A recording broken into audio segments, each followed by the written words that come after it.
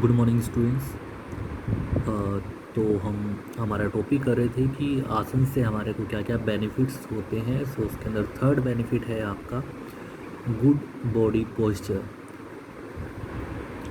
That is postural deformities if any can also be prevented and corrected. कह रहे कि अगर हमारे शरीर में कोई भी पोस्चर डिफॉर्मिटीज़ है, मतलब कोई भी हमारे पोस्चर के अंदर प्रॉब्लम है, तो उसको आसन्स के थ्रू हम रोक सकते हैं और ठीक कर सकते हैं।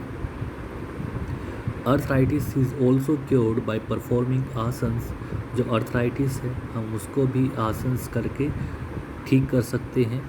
Spinal injury results into back pain, sciatica and cervical pain. कह रहे कि जो स्पाइनल इंजरीज़ हैं जिनकी वजह से बैक पेन है, साइटिका है, सर्वाइकल पेन है, by performing specific asanas these problems are controlled significantly.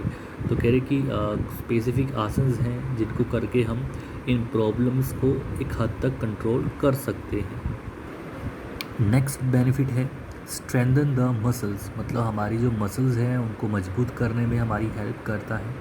Bye practising asanas regularly muscles of the body get stronger and tone. कह रहे कि जो आसन्स हैं अगर हम उनको रेगुलरली प्रैक्टिस कर रहे हैं, उनकी रेगुलरली आसन्स को कर रहे हैं, तो हमारी शरीर की जो मसल्स हैं वो स्ट्रोंग होती हैं और कहीं ना कहीं टोन भी होती है, मतलब कि उनको एक अच्छी शेप भी मिलती है। द एफिशिएंसी ऑल्सो इंक्रीजेज, और जो मसल्स की एफिशिएंसी है, कार्य करने की क्षमता है, वो भी इंक्रीज़ होती है, बढ़ती है। नेक्स्ट बेनिफिट है सर्कुलेशन। सो सर्कुलेशन के अंदर क्या है, जैसे ब्लड सर्कुलेशन है और ऑक्सीजन का सर्कुलेशन है हमारी बॉडी में, कहीं ना कहीं वो भी इम्प्रूव होता है। So let's study about that. As a result of performing asanas regularly, the stroke volume as well as cardiac output increase, that results into muscles working more strongly and efficiently. तो क्या कह रहा है कि regularly asanas को करने से जो स्ट्रोक वॉल्यूम है, मतलब कि जो पंपिंग है ब्लड की, और साथ ही साथ जो कार्डियक आउटपुट है, मतलब उस पंपिंग के साथ जो ब्लड का फ्लो हो रहा है वो इंक्रीज़ हो जाता है, जिसकी वजह से जो मसल्स हैं वो और ज़्यादा अच्छे से कार्य करती हैं और सिग्निफिकेंटली एफिशिएंटली, मतलब वही कार्य क्षमता भी कहीं ना कहीं इंक्रीज़ होती है। Blood circulation is improved and blood pressure stabilises. कह रहे कि जो ब्लड सर्कुलेशन है वो भी इम्प्रूव होता है इससे, और जो ब्लड प्रेशर है वो हमारा स्टेबलाइज होता है, मतलब स्थिर हो जाता है। The level of blood cholesterol reduces. जो ब्लड कोलेस्ट्रॉल है, ब्लड के अंदर कोलेस्ट्रॉल होता है, उसका लेवल कहीं ना कहीं डिक्रीज़ होता है, कम होता है। The lactic acid and acid phosphate are excreted from muscles which reduces fatigue। और हमारी मसल्स के अंदर से जो लैक्टिक एसिड है और जो एसिड फॉस्फेट है, ये कहीं ना कहीं बाहर निकल आता है, जिससे जो थकान है वो शरीर के अंदर कम हो जाती है, या फिर मसल्स, हमारी मसल के अंदर जो थकान है वो कम होती है। नेक्स्ट बेनिफिट है हमारा योगा से better efficiency of respiratory organs. मतलब जो हमारे रेस्पिरेटरी ऑर्गन्स हैं उनकी क्षमता कहीं ना कहीं और ज़्यादा अच्छी हो जाती है। So by doing asanas regularly the respiratory organs become efficient. कह रहे कि लगातार हर रोज़ आसन्स करने से जो हमारे रेस्पिरेटरी ऑर्गन्स हैं वो कहीं ना कहीं मोर एफिशिएंट बन जाते हैं। The vital air capacity increases up to 6000 cc। और जो हमारी एयर कैपेसिटी है लंग्स की वो बढ़ के 6000 cc तक हो जाती है। The size of the lungs and chest also enhances. हमारी चेस्ट और लंग्स का साइज जो है वो कहीं ना कहीं बढ़ जाता है।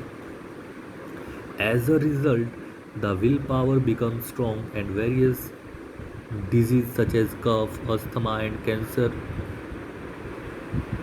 Of trachea can be prevented. और इससे क्या होता है कि जो हमारा विल पावर है, इच्छा शक्ति है, वो और ज़्यादा स्ट्रॉन्ग हो जाती है और बहुत सी बीमारियां जैसे कि कफ, अस्थमा और जो ट्रेचिया का कैंसर है उसको हम प्रिवेंट कर सकते हैं हर रोज़ आसन करके। Next is improving digestive system. मतलब हमारा जो डाइजेस्टिव सिस्टम है, पाचन तंत्र है, उसको भी इम्प्रूव करने का काम करता है ये। With regular practice of asanas all the organs of digestive system of our body function effectively. कह रहे कि आसन्स को जो आसन्स की रेगुलर प्रैक्टिस है या फिर अगर हम हर रोज़ आसन कर रहे हैं तो उससे हमारे पाचन तंत्र के अंदर जितने भी ऑर्गन्स हैं हमारी बॉडी के अंदर वो अच्छे से कार्य करते हैं, इफ़ेक्टिवली फंक्शन होते हैं, अच्छे से वो मतलब अपना अपना कार्य करते हैं। The digestive system becomes efficient. और इससे क्या होगा कि जो हमारा डाइजेस्टिव सिस्टम है वो एफिशिएंट हो जाएगा, अच्छे से कार्य कर पाएगा। The storage of bile in गोल या फिर gall bladder in concentrated form is improved, appetite increases, stomach and intestines also strengthen। तो इससे क्या होगा, जो हमारा गोल ब्लैडर है उसके अंदर जो बाइल है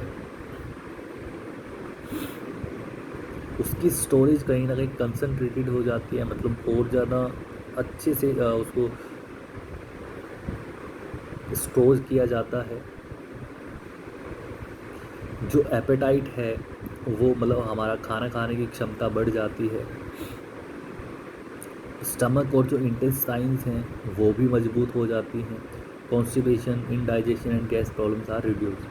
जो कॉन्स्टिपेशन की प्रॉब्लम है, इनडाइजेशन है और जो गैस प्रॉब्लम्स है, ये सभी जो कहीं ना कहीं प्रॉब्लम्स हैं ये भी दूर होती हैं, कम होती हैं।